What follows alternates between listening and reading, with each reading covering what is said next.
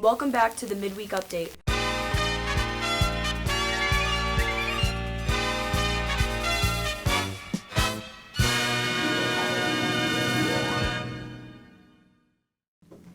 Did you know that Mr. Patton is in a bagpipe band? Well, he's not the only Mepham teacher with a hidden talent. We'll be exploring these stories as we search Mepham to find something worth seeing. Plus, I'm here with your midweek update in Mepham Sports. And I'm going to answer the age-old question, which came first, the chicken or the egg, on this week's Manno on the Street. This and more as Midweek Update travels around Mepham, looking at the notable events going on this week. I'm Haley Hepworth. And I'm Riley Freed, and welcome back to the Midweek Update, the B&B show that brings you closer to the people and places in and around the Mepham community. A few weeks ago was Mr. Mepham, a fun night where we got to see students and teachers perform. But I bet you didn't know about this teacher's talent. B&B's Tom Mauro shows us that there's a lot to some people that you may not know about. Mepham Social Studies teacher and 2020 Mr. Mepham winner explains how he takes his talents to the next level. Well, when I was younger, I was fortunate enough to be in a band that had some local success, and a local label took us on and funded us and sent us on tour. We did 2 U.S. tours. So as a 19, 20-year-old, I was in 26 cities in the United States, hitting them as like a circuit, and I was able to play in front of people, music that I created. So it impacted me greatly. It created an outlet for my creativity, and I really got to enjoy my youth. That was, pretty, tied into music. Mr. Mepham wasn't the only show of Mr. Montemajorie, but tagging along as a tag team where he was right beside his son. I do want them to play guitar or any instrument. In my house right now we have a music room where we have a bunch of instruments, and my son has his own guitar and he plugs in, I plug in, and my daughter runs around making noises with like recorders and like toy saxophones and stuff. So we're always playing music, so it's nice to see them involved. And with Mr. Mepham, it was just amazing. I did it for my son. I wanted him to experience that, and I think it's a memory he will not soon forget. I mean, I had heard that he played the guitar and was a great singer, but to see him do it live and to see his children involved and them being a part of it and appreciating his talent, that was really cool. Though the performance was excellent, there were many people in shock at what Mr. Montemajorie could do with his talents. I didn't know that he could sing and play the guitar so well, and that he was so talented. This for sure leaves a huge mark on Mr. Montemajore's life and what he didn't know he could do with his talents. Music's impacted my life. It's given me an appreciation and a love for music. When you create music, not play cover songs, we've never done that. I've always created my own music, and not that playing covers is bad, that's awesome, but when you create your own music, you are more intimately connected to music and you feel part of it, and I think that's how it's impacted me. It's given me an appreciation for, writing songs and what it takes to write a good song. From B&B, I'm Michelle Wolfman. My baby plays a guitar, I pick a banjo now.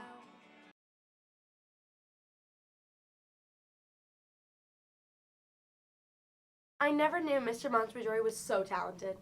Yeah, it was so fun to see him and his son on stage. Once again, congratulations to him on winning, but he's got some competition, and he's not the only talented teacher here at Mepham. Right. Mr. Patton has a secret talent of his own, playing the bagpipes. B&B's Morgan Hofk explains this in Mepham's St. Baldricks Day event. In Mepham High School, there is a teacher that is energetic and is from Boston. If you don't know him from just those 2 words, well, his name is Mr. Patton. As a kid growing up in Boston, everywhere you went, you heard bagpipes being played. So it was something that I always fell in love with, and I always said that someday I'd learn how to play. And for Father's Day one year, my wife and my kids actually gave me a recorder. And now I've found the time, and I am now currently in a bagpipe band. I started playing the bagpipes last year in February, learning how to play the bagpipes.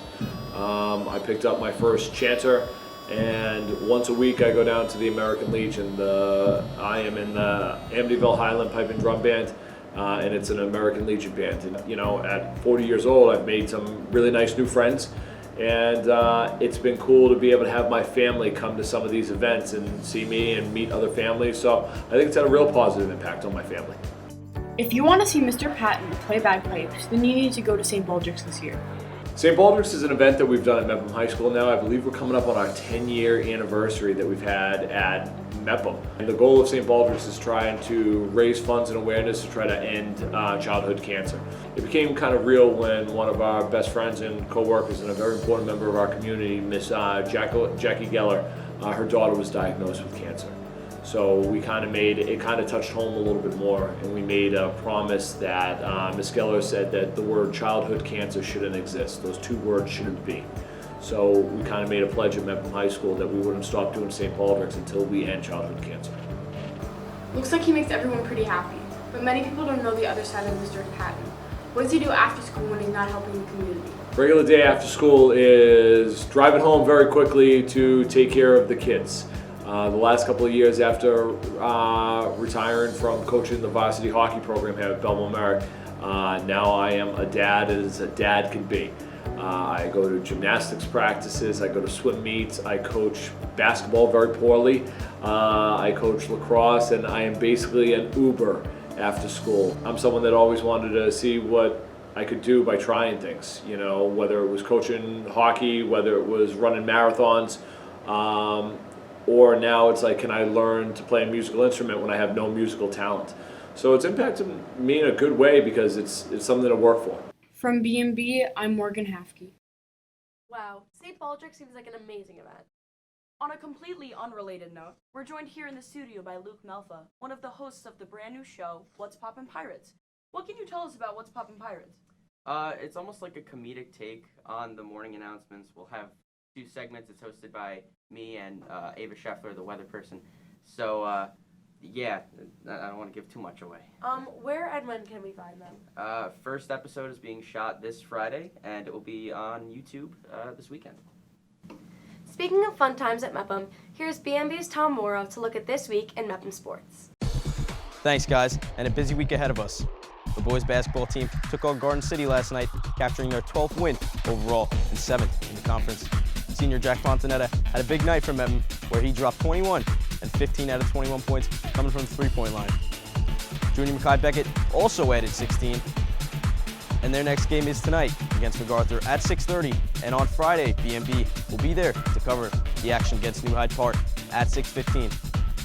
Switching gears to the girls basketball team, they also took on Garden City and won in a thriller 35-34, where B&B was there to cover all the action on the court.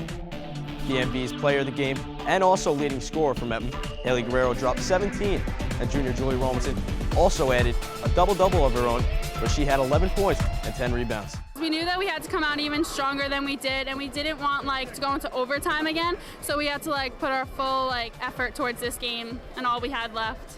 Their next game is tonight against MacArthur at 6:30, where they look to keep their season rolling. From B&B Sports Edition, I'm Tom Mauro. Thanks, Tom. A big week in Mepham sports indeed. Now, for a new edition on Midweek Update, let's take a look at what the community has to say about what came first, the chicken or the egg on Manno on the Street. I'm at Manno with Manno on the Street, and today we're asking the students of Mepham what they think came first, the chicken or the egg. Let's go.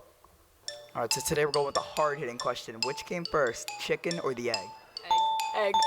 Which came first, the chicken or the egg? Well, it's a hard question, I know. Just think about it. Just think about it. Probably the chicken. What do you think came first, the chicken or the egg? The chicken. The egg. The chicken. The egg. The egg. I think we're gonna have to go with the egg. The cow. The cow. Pineapple. Cucumber. The duck. Or why do you think the chicken? Because, alright, so the chicken has to give birth to the egg to make it actually, happen, and that's just it. You say the egg, why? But if the chicken comes out of the egg, then the egg will come first. Why? Because the chicken has to have the egg for another chicken to come first. Why do you think the egg? Like, at some point in the embryonic stage, there has to be something before the chicken. What about the chicken? Evolution? I don't know. What about evolution? The egg comes out of the chicken to make more chickens. So that's why you need the chicken to lay the egg. Why do you think the egg? Because it's like evolution and stuff. So dinosaurs, and then dinosaurs laid eggs, and then dinosaurs evolved into chickens. Science. This is really boring. I'm sorry. And one last thing. Do you think you can show us the chicken dance? Yes. All right, let's see it.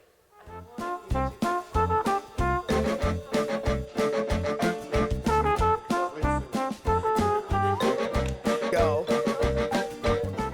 Or keep laughing, that works too. Nice job, Matt.